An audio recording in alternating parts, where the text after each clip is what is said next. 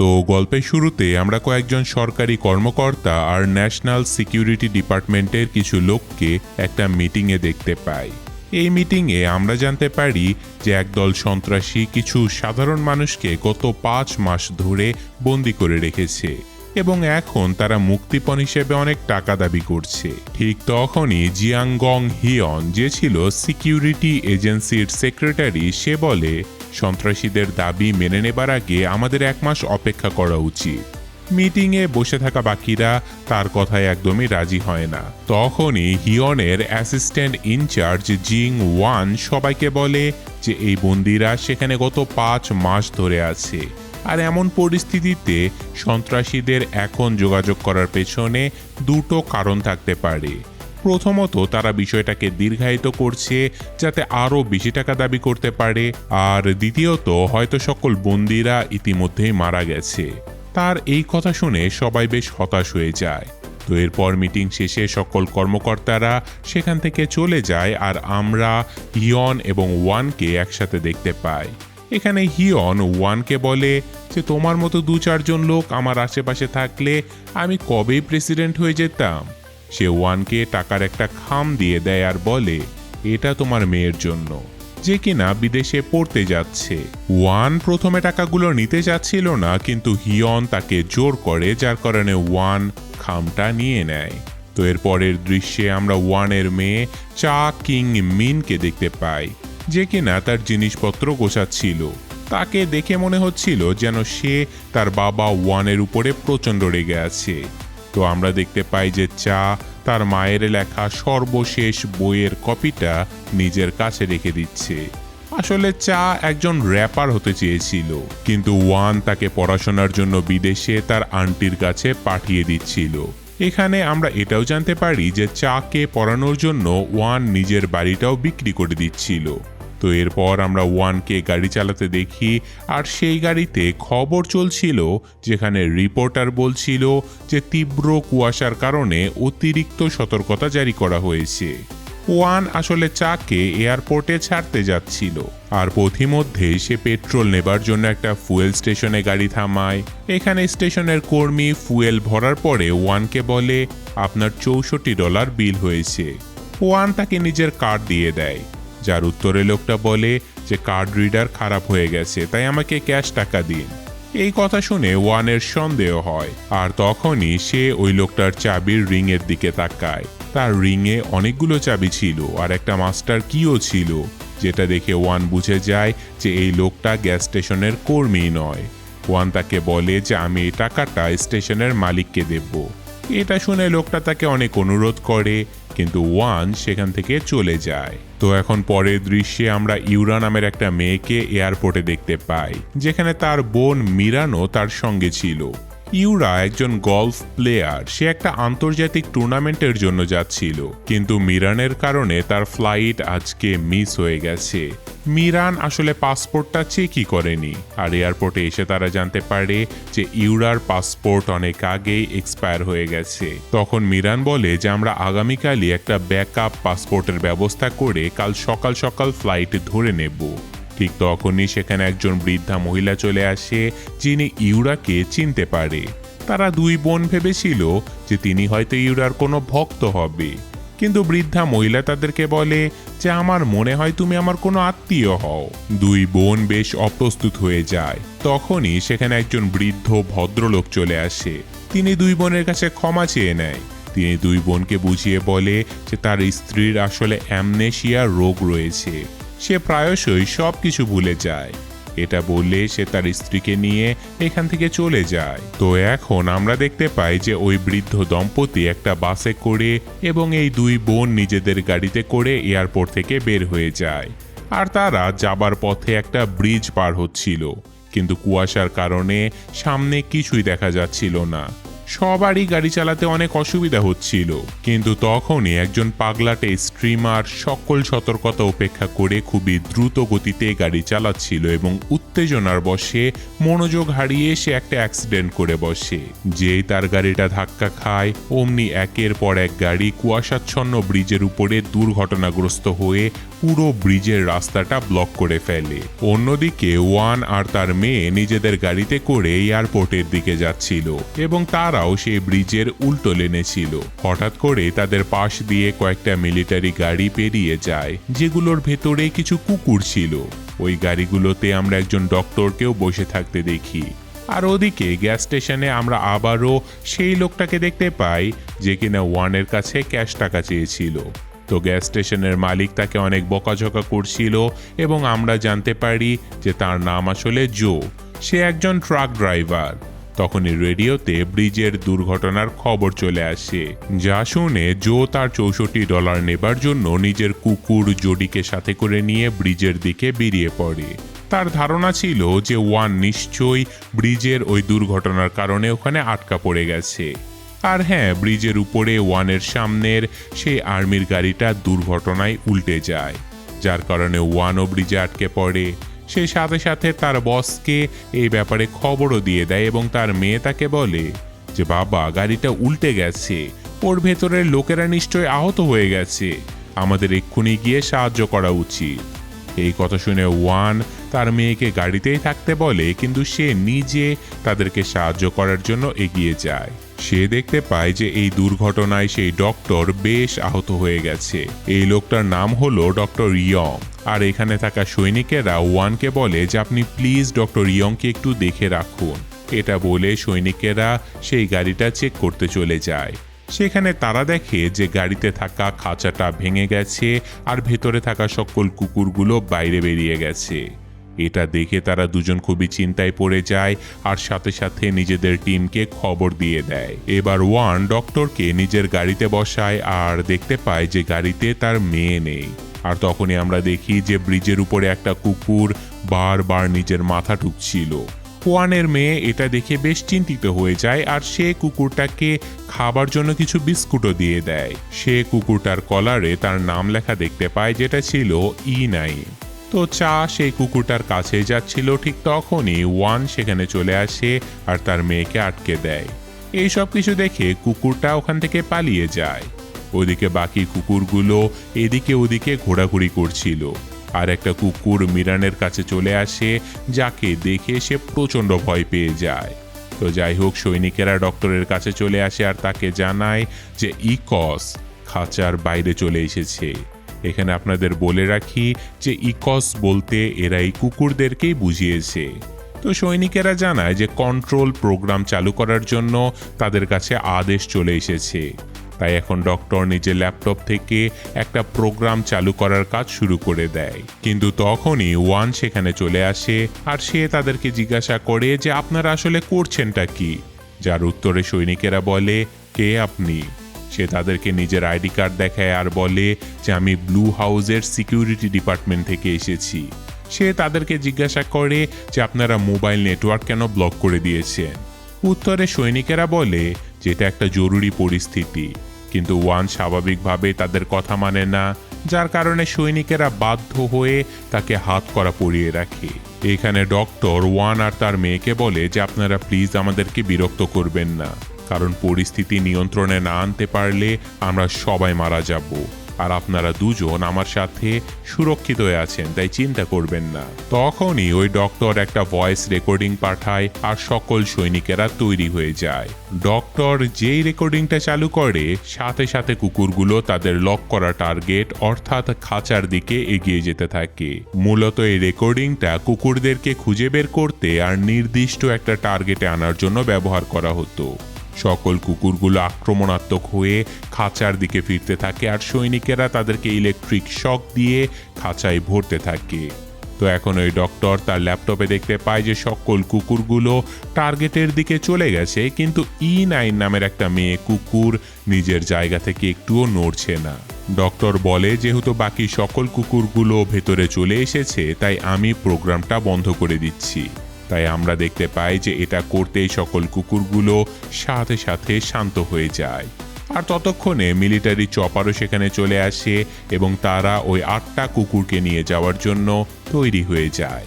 তারা সবাই ঠিক করে যে E9কে নিতে তারা পরে আবারও আসবে। এরপর ওয়ানকে মুক্ত করে দেয়া হয় আর সে ডক্টরকে থামিয়ে আবারও জিজ্ঞাসা করে যে এখানে এইসব হচ্ছেটা কি ডক্টর। ডক্টর ওয়ানকে বলে যে তোমার উচিত নিজের বসের কাছে সাইলেন্স প্রজেক্টের ব্যাপারে জিজ্ঞাসা করা। এরই মধ্যে আবার জো সেখানে তার ট্রাক নিয়ে পৌঁছে যায় আর তার কুকুর দৌড়ে সেই ট্রান্সফার কন্টেইনারের কাছে চলে যায়। জো তার কুকুরটাকে নিয়ে আসতে চাইলেও সৈনিকেরা জোকে আটকে দেয়। তো যাই হোক, তখনই চা আবার সেখানে গিয়ে জোডি নামের সেই কুকুরটাকে তুলে নেয়। তো যাই হোক, এখানে আমরা একটা চিপ নিচে পড়ে থাকতে দেখি যেটা কোনো কুকুরের শরীরে লাগানো ছিল। অর্থাৎ ডক্টর তার ল্যাপটপে E9-এর যে লোকেশনটা দেখেছিল সেটা ছিল ওই চিপের লোকেশন, ওই কুকুরটার নয়। আমরা বুঝতে পারি যে কুকুরটা যখন ব্রিজের উপরে তার মাথা ঠুকছিল তখন সে আসলে এই চিপটাই মাথা থেকে বের করছিল। তো যাই হোক, এদিকে চপার দিয়ে খাঁচাটাকে উপরে তোলা হয় আর আমরা দেখতে পাই যে E9 খাঁচার উপরেই ছিল। হ্যাঁ বন্ধুরা, সে চপারে থাকা সকল সৈনিকদের উপরে এলো পাথারিভাবে আক্রমণ করে দেয় আর এই হট্টগোলের মধ্যে খাঁচাটা নিচে পড়ে যায়। এমনকি চপারটাও ব্রিজের ক্যাবলের মধ্যে ফেসে যায়। তো এত হুড়োহুড়ি দেখে ডক্টর প্রচণ্ড ঘাবড়ে যায় আর সে বলে, আমি কুকুরগুলোকে নিয়ন্ত্রণ করার চেষ্টা করছি। এটা বলে সে ল্যাপটপ চালু করতেই দেখতে পায় 116 টার্গেট লকড দেখাচ্ছিল।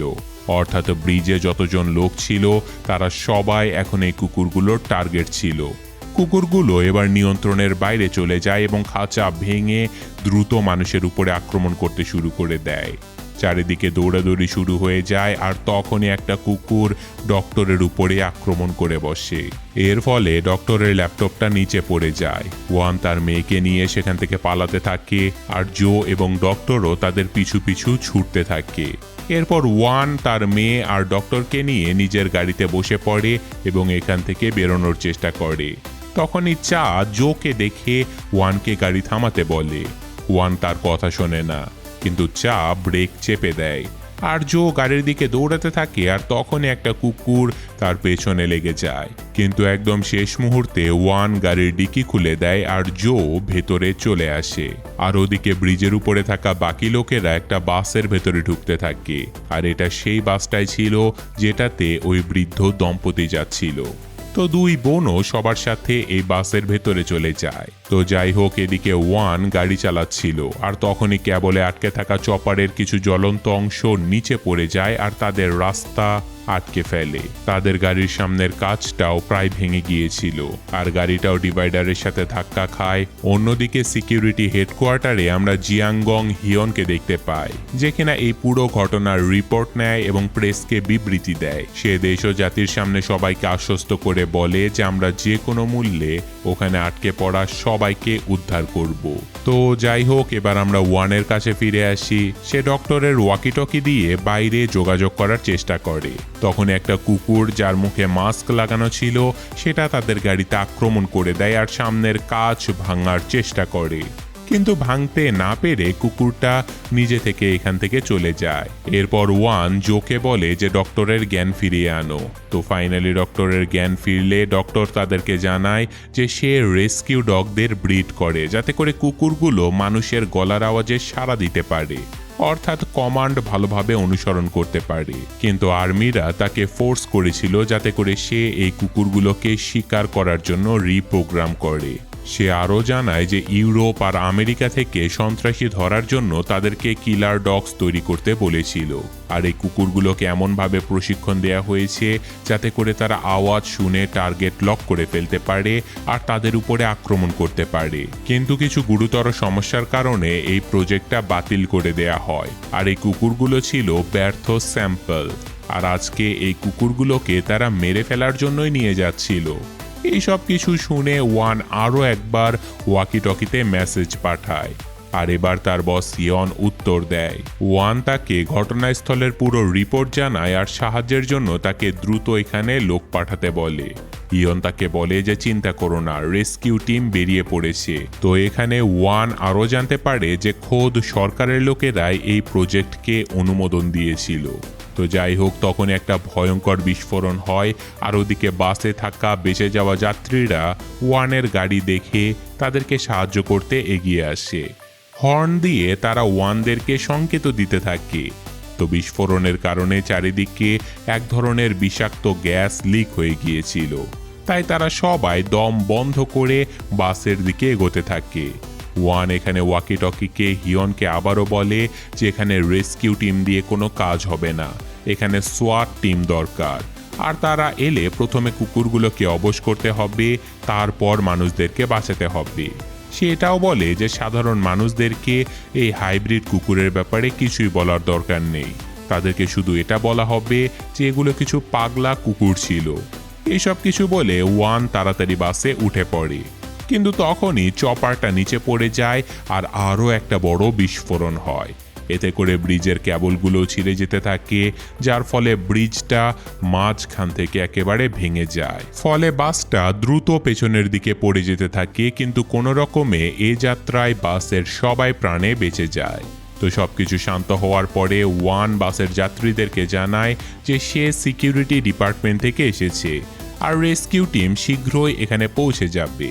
তো প্ল্যান অনুযায়ী সে সাধারণ মানুষকে কুকুরগুলোর আসল পরিচয় জানায় না। তখন জো সবার সামনে এসে ওয়ানের পরিচয় নিয়ে প্রশ্ন তোলে। এরপর ওয়ান তাকে বাসের শেষ সিটে নিয়ে যায় আর জিজ্ঞাসা করে, কি চাও তুমি? জো বলে যে আমার $64 চাই। এর উত্তরে ওয়ান তাকে বলে, যদি তুমি আমাকে সহযোগিতা করো তাহলে এর থেকে অনেক বেশি টাকা আর সরকারি মেডেলও পাবে। এই কথা শুনে জো শান্তভাবে নিজের সিটে বসে পড়ে। সেখানে সে একটা দামি মদের বোতল দেখতে পায় আর সেটা নিজের কাছে রেখে দেয়। অন্যদিকে ততক্ষণে একটা সোয়াত টিম ব্রিজের উপরে এসে নামে আর কুকুরগুলোকে খুঁজতে থাকে।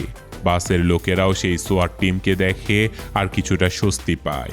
এরপর আমরা দেখতে পাই যে সকল কুকুরগুলো বাসের সামনে ছিল তারা সোয়াত টিমকে দেখে কোথায় যেন পালিয়ে গেছে। সেই সোয়াত টিমের মেম্বারেরা কুকুরগুলোকে খুঁজতে খুঁজতে বাসের দরজা পর্যন্ত পৌঁছে যায়, কিন্তু কোনো কুকুরকে তারা দেখতে পায় না।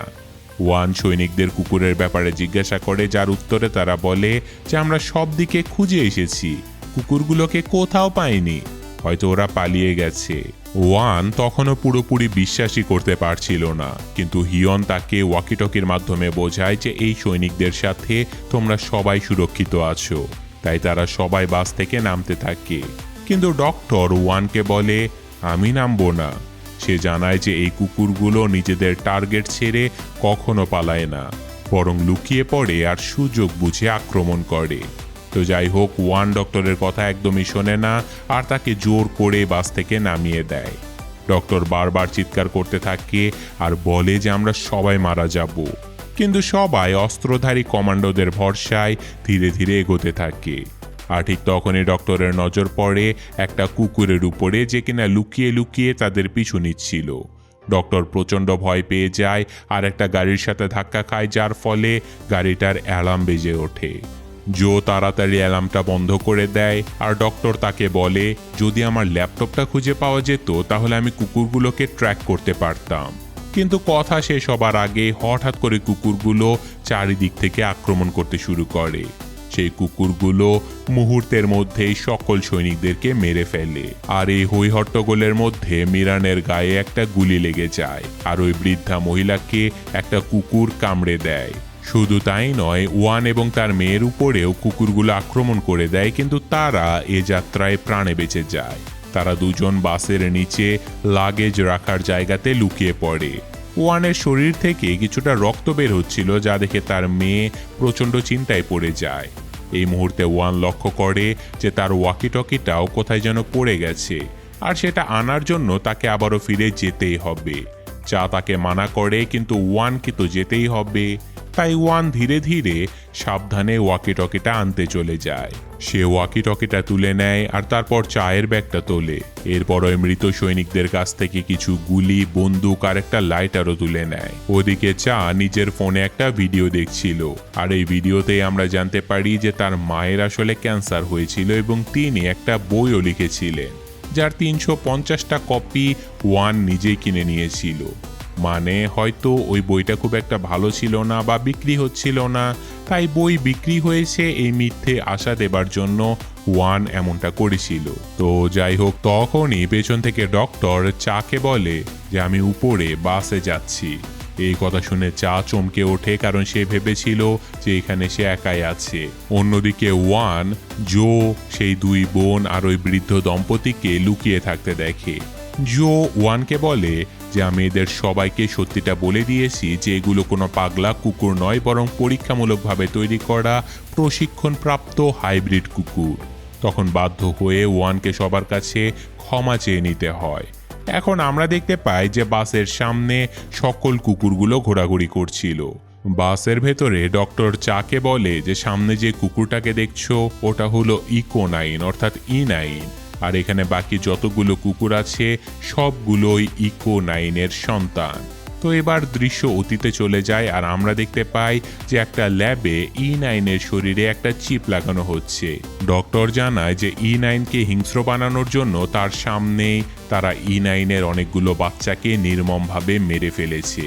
তাই এখন E9 যা করছে সেটা শুধুমাত্র শিকার নয়, বরং নিজের বাচ্চাদের হত্যার প্রতিশোধ নিচ্ছে সে। তো যাই হোক, এখন ওয়ান এবং বাকি সবাই লিক হওয়া সেই পেট্রোলের সাহায্যে মশাল তৈরি করে জ্বালায়, আর ওয়ান সিকিউরিটি টিমকে নিজের অবস্থান জানানোর জন্য একটা ফ্লেয়ার জ্বালায়। এরপর সে হিয়নের সাথে যোগাযোগ করে আর তাকে বলে যে আমি সকল বেঁচে থাকা যাত্রীদের সাথে সিওলের দিকে এগোচ্ছি।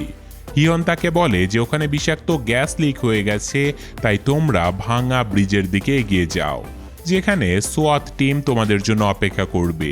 ওয়ান রাজি হয়ে যায় আর বলে যে আমি তাহলে সবাইকে বাসে করে নিয়ে ওখানে আসব। তুমি কিন্তু স্নাইপারদের তৈরি রেখো যাতে করে কুকুরগুলোকে গুলি করা যায়। হিয়ন বলে যে স্নাইপার ব্যবহার করলে প্রেস আসল সত্যিটা জেনে যাবে, যার উত্তরে ওয়ান বলে যে এখানে যতজন লোক আছে তারা সবাই ইতিমধ্যেই সত্যিটা জেনে গেছে, তাই সত্যি যেভাবেই হোক সামনে আসবে। তো এখন চায়ের কাছে ফেরা যাক। সে সবাইকে আসতে দেখে বাসের দরজা খুলতে চলে যায়, কিন্তু ডক্টর তাকে আটকে দেয়, কারণ ডক্টর বাকিদের জন্য নিজের জীবনের রিস্ক নিতে চাচ্ছিল না। এদিকে বাইরে কুকুরগুলো সবাইকে ঘিরে ফেলেছে, কিন্তু জো তার সেই চুরি করা মদের বোতলটা বের করে আগুন ছুঁড়ে সেই কুকুরগুলোকে এখান থেকে তাড়িয়ে দেয়। ওয়ান একটা ফ্লেয়ার শুট করে, যার কারণে ডক্টর কিছুই দেখতে পায় না, আর এই সুযোগে চা দ্রুত দরজাটা খুলে দেয়। এভাবে সবাই কোনো রকমে নিরাপদে বাসের ভেতরে চলে আসে। জো ডক্টরের উপরে প্রচণ্ড রেগে গিয়ে তাকে তো মারতেও চলে যায়। আর তখনই ইউরা লক্ষ্য করে যে বাসের ভেতরে আসলে কোনো চাবি ছিল না, অর্থাৎ এই বাসটা চালুই করা যাবে না। এই কথা শুনে সবাই প্রচণ্ড হতাশ হয়ে পড়ে, কিন্তু তখনই ওয়ান বলে যে জোয়ের কাছে অনেকগুলো চাবি ছিল, তার মধ্যে তো একটা মাস্টার কিও আছে, তাই সে বাসটা চালু করে চালাতে পারবে। তো হ্যাঁ, জো চেষ্টা করে আর বাসটা চালুও হয়ে যায়। এরপর সে বাসটাকে পেছনের দিকে নিয়ে যেতে থাকে। অন্যদিকে হেডকোয়ার্টারে হিয়নের বস তাকে বলে যে তুমি যদি স্নাইপার পাঠাও আর ওখানে আটকা পড়া মানুষেরা বেঁচে যায়, তাহলে তোমার প্রেসিডেন্ট হওয়া অসম্ভব হয়ে যাবে, কারণ জনগণ জেনে যাবে আমরা মানুষ মারার জন্য কুকুরদের ট্রেন করি। তার চেয়ে ভালো হবে কিছুক্ষণ অপেক্ষা করা, কারণ ওই ভাঙা ব্রিজটা এমনি ভেঙে যাবে, আর ওরা সবাই মারা গেলে আমরা এটাকে একটা মর্মান্তিক দুর্ঘটনা বলে শোক জানাবো, ওদের পরিবারকে অর্থ সহায়তা করব। এতে করে তোমার মানবিক দিকও প্রকাশ পাবে, আর আমাদের গোপন প্রজেক্ট সাইলেন্সের ব্যাপারে কেউ জানতেও পারবে না।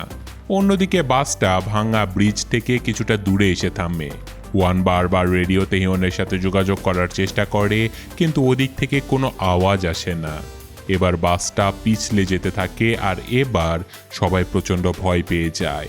এখানে ওয়ান রেগেমেগে ডক্টরকে বলে যে এই সব কিছু তোমার জন্য হয়েছে, কিন্তু করার তো আর কিছু ছিল না, তাই ওয়ান নিজের জীবনের রিস্ক নিয়ে বলে যে আমি কুকুরগুলোকে অন্যদিকে আকৃষ্ট করব, আর ততক্ষণে তোমরা সবাই পেছনের জানালা দিয়ে বেরিয়ে ভাঙা ব্রিজ পর্যন্ত চলে যাবে। কিন্তু ওয়ানের মেয়ে তাকে এই কাজটা করতে নিষেধ করতে থাকে। সে বলে যে এর থেকে ভালো আমরা একটা ফাঁদ পাতি বাবা, আমরা সবাই বাসের ট্রাঙ্কের ভেতরে চলে যাব আর কুকুরগুলোকে বাসের ভেতরে এনে বন্দি করে ফেলবো। তো যেই ভাবা সেই কাজ, সবাই লাগেজ রাখার জায়গাতে চলে যায় আর বাসের দরজাটা খুলে দেয়। এতে করে এক এক করে সকল কুকুরগুলো বাসের ভেতরে ঢুকে পড়ে আর জো চাবির সাথে বেঁধে রাখা সুতো টেনে দরজাটা বন্ধ করে দেয়। কিন্তু ইতিমধ্যেই কুকুরের হামলায় আহত হয়ে যাওয়া ওই বৃদ্ধ মহিলাটা প্রচণ্ড রক্তক্ষরণের জন্য এখানেই মারা যায়। আর এটা দেখে তার স্বামী আর বাকিরা অঝরে কান্না করতে থাকে। তো যাই হোক, কুকুরগুলো অন্তত আটকা পড়েছিল আর এখন সবাই বাস থেকে বের হতে থাকে। তখনই ওই বৃদ্ধ ভদ্রলোক বলে আমি এখানেই থাকব, কারণ কুকুরগুলো ততক্ষণে লাগেজ কম্পার্টমেন্টের দরজা ধাক্কা দিয়ে খোলার চেষ্টা করতে থাকে। কিন্তু বৃদ্ধ লোকটা শক্ত করে সেই দরজা ধরে রাখে। ওয়ান প্রচণ্ড কষ্ট পায়। সে ওই লোকটাকে একা ছেড়ে যেতেই পারছিল না, কিন্তু কুকুরগুলো বাইরে আসার আগেই জো ওয়ানকে বাইরে টেনে নেয় আর সেই ভদ্রলোক কম্পার্টমেন্টের দরজা বন্ধ করে দেয়। অর্থাৎ তিনি সবাইকে বাঁচানোর জন্য নিজেকে উৎসর্গ করে দিলেন। আসলে নিজের স্ত্রীকে হারিয়ে উনি বেঁচে থাকার উদ্দেশ্যটাই হারিয়ে ফেলেছিল। তো এই সব কিছু দেখে ওয়ান পুরোপুরি শকে চলে গিয়েছিল। কিন্তু জো তাকে বাস্তবে ফিরিয়ে আনে। তাকে বলে যদি কুকুরগুলো বাইরে বেরিয়ে আসে তাহলে আমরা সবাই মারা যাব, এমনকি তোমার মেয়েও বাঁচবে না। আমাদের দ্রুত এখান থেকে পালাতে হবে। তো হ্যাঁ, এরপর সবাই দ্রুত ওই ভাঙা ব্রিজে পৌঁছে যায়, কিন্তু দুর্ভাগ্যবশত সেখানে কেউ ছিল না, কারণ হিয়ন তাদেরকে বাঁচাতে কোনো স্নাইপার এখানে পাঠায়নি। এটা দেখে তারা সবাই খুব ভয় পেয়ে যায়। ঠিক তখনই ডক্টর ওয়ানের কাছে চলে আসে আর তাকে বলে তুমি যে হিয়নের ভরসায় এখানে এসেছো, সেই হিয়নই সাইলেন্স প্রজেক্ট শুরু করেছিল। হ্যাঁ বন্ধুরা, হিয়নই এই প্রজেক্টের অনুমোদন দিয়েছিল, যার কারণে সে ব্লু হাউসে জায়গা পেয়েছিল। এই কথা শুনে ওয়ানও বুঝে যায় যে এখানে আসলে কি রাজনীতি চলছে। সে রেডিওতে হিয়নকে জিজ্ঞাসা করে তুমি কি তাহলে এই প্রজেক্ট অনুমোদন করেছিলে, আর তুমি কি ইচ্ছে করে রেস্কিউ টিমকে আটকে দিয়েছো? অন্যদিকে হিয়ন সবকিছুই শুনছিল, কিন্তু সে কোনো উত্তর দেয় না। এতে করে ওয়ান খুবই আবেগপ্রবণ হয়ে পড়ে আর তখনই তার নজর সেই গাড়িটার উপরে পড়ে যেটাতে করে কুকুরগুলোকে আনা হয়েছিল। তবুও সে হিয়নকে বলে যে আমরা সবাই বাস নিয়ে সিওলের দিকে এগোচ্ছি।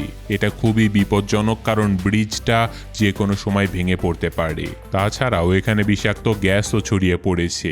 ওখানে আবার পাশে জোয়ের ট্রাকটাও ছিল। ওয়ান জোকে বলে যে তুমি ট্রাকটা চালু করো, যার উত্তরে জো বলে যে আমার চাবি তো বাসের ভেতরে রয়ে গেছে। ডক্টর বলে যে আমার ল্যাপটপটাও এখানে কোথাও পড়ে গেছে। আমি যদি ল্যাপটপটা পেয়ে যাই তাহলে আমি কুকুরগুলোকে নিয়ন্ত্রণ করতে পারবো, তাদেরকে ট্র্যাক করতে পারবো, বুঝতে পারবো কুকুরগুলো কোথায় আছে। তাই সবাই ল্যাপটপটা খুঁজতে থাকে আর অবশেষে তারা ল্যাপটপটা পেয়েও যায়। তো হ্যাঁ, ল্যাপটপটা ডক্টর চালু করে আর ওয়ান একটা প্ল্যান বানায়। সে কুকুরগুলোকে একদিকে আকৃষ্ট করে চাবিগুলো নিয়ে নেবে আর তারপর জো তার ট্রাক দিয়ে মিলিটারি গাড়িটাকে টেনে রাস্তার আগুন পার করে নিয়ে যাবে। তো মূলত ওয়ান এখানে টোপের কাজ করছিল। সো হ্যাঁ, ল্যাপটপ চালু করা হয় আর ওয়ান খাঁচার দিকে চলে যায়। যা তাকে বলে যে আমি বিদেশে যেতে চাই না বাবা, আমি এখন তোমার সাথে থাকতে চাই। ওয়ান তার মেয়ের কথা শোনে আর তারপর তার মেয়ের কাছ থেকে তার স্ত্রীর শেষ বইটা চেয়ে নেয়, কারণ কুকুরগুলোর সামনে গিয়ে তাকে কিছু পড়তে হবে, কারণ তার ভয়েসের মাধ্যমে সেই কুকুরগুলোকে নিয়ন্ত্রণ করা যাবে। ডক্টর তার গলার আওয়াজটাকে কমান্ড হিসেবে ব্যবহার করতে পারবে। তো চা তাকে বলে যে বাবা, এটা কিন্তু আমার মায়ের বইয়ের শেষ কপি, এটা নিয়ে তোমাকে ফিরে আসতেই হবে। তো এরপর ওয়ান খাঁচাটা বন্ধ করে দেয় আর ওদিকে ইউরা একটা গাড়ির উপরে উঠে বাসের কাঁচ ভাঙার জন্য গল্ফ বল নিয়ে তৈরি হয়ে যায়। মিরান কাঁদতে কাঁদতে তার কাছে ক্ষমা চেয়ে নেয় আর বলে আমার ভুলের জন্যই আমরা এখানে ফেসে গেছি। তখন ইউরা জানায় যে আমি প্রথম থেকেই জানতাম যে আমার পাসপোর্ট এক্সপায়ার হয়ে গেছে, কিন্তু আমি কিছু বলিনি কারণ আমি টুর্নামেন্টে অংশ নিতে ভয় পাচ্ছিলাম। মিরান তাকে আরও একটা গল্ফ স্টিক দেয় আর বলে যে এই দূরত্বের জন্য এই স্টিক ভালো হবে। এখানে আমরা বুঝতে পারি যে মিরান আসলে ইউরার জন্য কতটা সাপোর্টিভ আর সে কত ছোট ছোট বিষয়ে খেয়াল রাখে। তো যাই হোক, জো বাসের নিচে লুকিয়েছিল আর চা ডক্টরের সাথে গাড়িতে বসেছিল, অর্থাৎ প্ল্যান পুরোপুরি তৈরি, সবাই নিজের নিজের জায়গা মতো আছে। তো ডক্টর রেডিওর মাধ্যমে সবাইকে বলে যে এখন থেকে শুধু ওয়ানই কথা বলবে আর বাকি সবাই চুপচাপ থাকবে। ডক্টর প্রোগ্রাম চালু করে দেয় আর ওয়ান জোরে জোরে তার স্ত্রী লেখা বইটা পড়তে শুরু করে। সকল কুকুর তার আওয়াজে মনোযোগ দেয় আর চা ফ্ল্যাশ লাইট মেরে লক্ষ্যবস্তু দেখায়, যার উপরে ইউরা শট মারতে শুরু করে। ব্রিজ কাঁপার কারণে তার কিছু শট মিস হয়ে যায়, কিন্তু তখন সে মিরানকে বল ছুঁড়তে বলে আর সে হাওয়াই ভাষা বলে শট মারে। এবার কুকুরগুলো বাসের পেছনের জানালা ভেঙে মিলিটারির গাড়িটাকে ঘিরে ফেলে। ওদিকে কয়েকটা শটে গাড়ির কাচও ভেঙে যায় আর জো তাড়াতাড়ি তার চাবিটা বের করে নেয়। তার নজর E9-এর উপরে পড়ে, যে কিনা তার দিকেই তাকিয়েছিল। জো দৌড়াতে থাকে আর সবাই তার ট্রাকে বসে পড়ে। E9 তাদের উপরে আক্রমণ করে দেয় আর তখনই ব্রিজটা ভেঙে পড়তে থাকে আর মিলিটারির গাড়িটা নিচে পড়ে যেতে থাকে। এটা দেখে E9 গাড়িটার দিকে দৌড়ে চলে যায়, যেটা একদম কিনারায় আটকে ছিল। সবাই ট্রাক চালু করে ওয়ানের জন্য পেছনে আসতে থাকে আর রেডিওতে ওয়ান তাদেরকে পেছনে আসতে নিষেধ করে দেয়। সে চাকে বলে যে তুমি আমাকে নিয়ে চিন্তা করো না মা, তোমরা এখান থেকে চলে যাও। কিন্তু চা কোনো কথা শোনে না। সে ট্রাক থেকে একটা হুক নিয়ে গাড়িটার দিকে এগোতে থাকে। গাড়িটার কাছে E9 একটা কুকুরকে বাঁচানোর চেষ্টা করছিল, যেটা কিনা নদীতে পড়ে যায়, আর E9ও তার পেছনে ঝাঁপ মেরে দেয়। গাড়িটা এখন পুরোপুরি কিনারায় ঝুলছিল, কিন্তু একদম শেষ মুহূর্তে চা গাড়িটার সাথে হুকটা লাগিয়ে দেয় আর ভেতরে চলে আসে। সে জোকে চিৎকার করে ট্রাক চালাতে বলে আর কোনো রকমে সে ওই গাড়িটাকে টেনে তুলে আবারও এগোতে থাকে। বিষাক্ত গ্যাসের মধ্যে দিয়ে দ্রুত গতিতে জো গাড়ি চালায় আর ওই এলাকা থেকে বেরোনোর আগে এক জায়গায় ব্রিজটা ভাঙা ছিল, যার কারণে ধাক্কা খেয়ে গাড়িটা ট্রাক থেকে আলাদা হয়ে যায়। কিন্তু গতি খুবই বেশি থাকার কারণে গাড়িটা গ্যাস পার করে বাইরে বেরিয়ে আসে। তারপর ফাইনালি সবাই ট্রাকে বসে সিউলের দিকে এগোতে থাকে। অবশেষে তারা প্রেস, পুলিশ আর ডাক্তারদের দেখা পায়। সেখানে হিয়নও ছিল। ওয়ান তাকে দেখে একটা ঘুষি মেরে দেয় আর প্রেসের হাতে সকল প্রমাণ তুলে দেয়। হিয়ন ওয়ানকে তার মেয়ের ভবিষ্যতের কথা ভাবতে বলে, যার উত্তরে ওয়ান বলে, আমার মেয়েকে আর কোথাও পাঠানোর দরকার নেই, ও আমার সাথেই থাকবে। ওয়ান এখানে হিয়নের দেয়া টাকাগুলো ছুঁড়ে ফেলে দেয় আর তখনই ডক্টর সেখানে এসে সাইলেন্স প্রজেক্টের প্রমাণ হিসেবে নিজের ল্যাপটপটা সাংবাদিকদের অফার করে। চাও এখানে অনেক খুশি ছিল, কারণ সে এখন তার বাবার সাথে থাকবে। তো হ্যাঁ, দেখতে গেলে হিয়ন এখন পুরোপুরিভাবে এক্সপোজড হয়ে গেছে আর সে কোনোভাবেই প্রেসিডেন্ট হতে পারবে না। আর এই অনৈতিক প্রজেক্টের ব্যাপারে এখন সবাই জেনে যাবে। যেহেতু ব্রিজে থাকা লোকেদের মাঝে অনেকে বেঁচে গেছে, তো সব মিলে একটা হ্যাপি এন্ডিং হয়ে গেছে বলা যায়। আর হ্যাঁ, শেষের দৃশ্যে আমরা E9-কে নদীর তীরে একটা কুকুরকে বাঁচাতে দেখি আর সিনেমাটা এখানে শেষ হয়ে যায়। তো বন্ধুরা, এটাই ছিল প্রজেক্ট সাইলেন্স সিনেমার গল্প। আর গল্পটা বেশ সহজ সরল, মানে সিনেমার মধ্যে আমাদের প্রজেক্টের ব্যাপারে সবকিছু বলে দেয়া হয়েছে। তারপর E9-এর ব্যাপারেও আমাদের বলা হয়েছে যে কেন সে এত স্মার্ট, কারণ সে ছিল আসল কুকুর আর বাকিরা তো সবাই তার বাচ্চা, তার থেকে ক্লোন করা। এক কথায় E9 এত হিংস্র ছিল কারণ তার বাচ্চাদেরকে তার সামনে মেরে ফেলা হয়েছিল। তাই বিষয়গুলো বেশ পরিষ্কার। কিন্তু শেষের দৃশ্যটা যেটা আমাদের দেখানো হয়েছে সেটা নিয়ে কিছু কথা বলা দরকার। শেষে E9 নিজে একটা বাচ্চাকে বাঁচানোর জন্য ব্রিজ থেকে লাফিয়ে পড়ে আর পরে দেখানো হয় যে সে ওই বাচ্চাটাকে নিরাপদে তীরে নিয়েও এসেছে। কিন্তু এখানে একটা জিনিস খেয়াল করার মতো আছে, সেটা হচ্ছে যে তার বাচ্চার মাথায় কিন্তু এখনও সেই ডিভাইসটা লাগানো রয়েছে, যেটা ইকস প্রোগ্রামের মাধ্যমে নিয়ন্ত্রণ করা যায়।